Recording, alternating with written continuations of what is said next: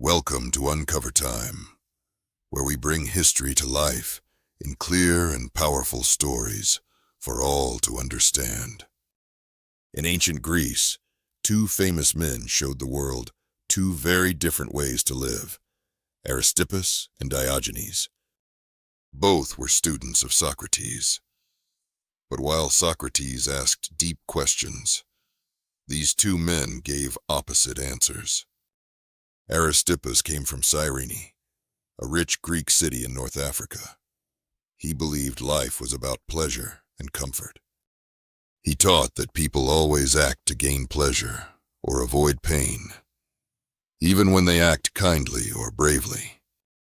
For Aristippus, pleasure was the highest good, pain was the worst evil.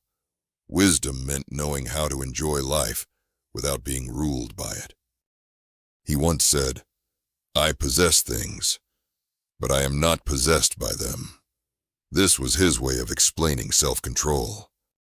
After Socrates died in 389 BCE, Aristippus traveled widely and then opened a school in his hometown of Cyrene.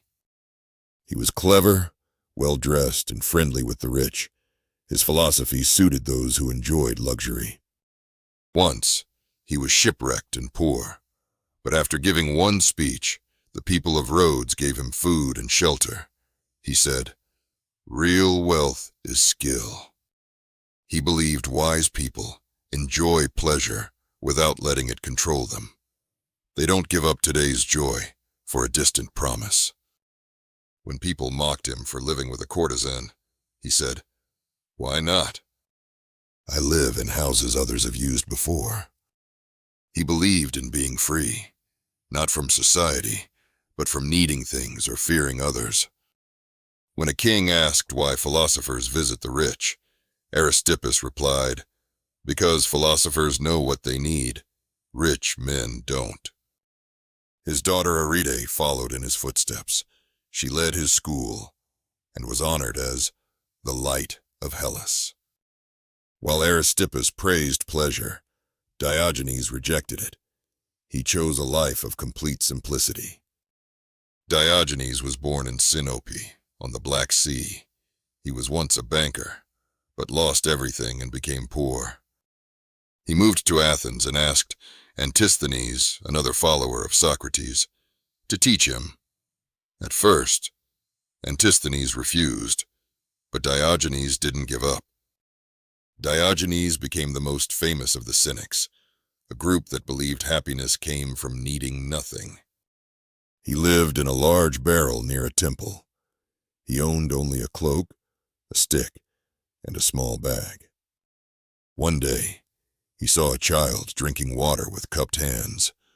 Diogenes threw away his cup and said, "Even a child lives with less than me." He begged for food, slept in the streets, and ignored the rules of society. He called himself a cosmopolites, a citizen of the world. He walked through Athens with a lantern during the day, saying, "I'm looking for an honest man." He joked about religion and wealth. When told of heaven's rewards, he asked, "Why don't you go enjoy them now?" Once, pirates captured him and sold him as a slave in Corinth. When asked what he could do, he replied, "I can govern men."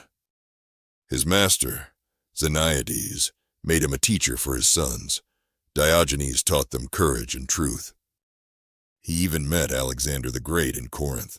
Alexander said, "I am Alexander the Great." Diogenes replied, "And I am Diogenes, the dog." Alexander offered him any gift. Diogenes said, "Step aside, you're blocking my sunlight." The king smiled and later said, "If I were not Alexander, I would be Diogenes." Both men died in 323 BCE. Alexander died in Babylon at age 33. Diogenes died in Corinth, close to age 90. Corinth built a marble dog over Diogenes' Baum's grave. His city, Sinope, honored him with a monument. Diogenes believed true happiness came not from wealth, but from needing little and living naturally. His teachings later inspired Stoicism, a powerful philosophy of self-control and reason. Aristippus and Diogenes walked opposite paths.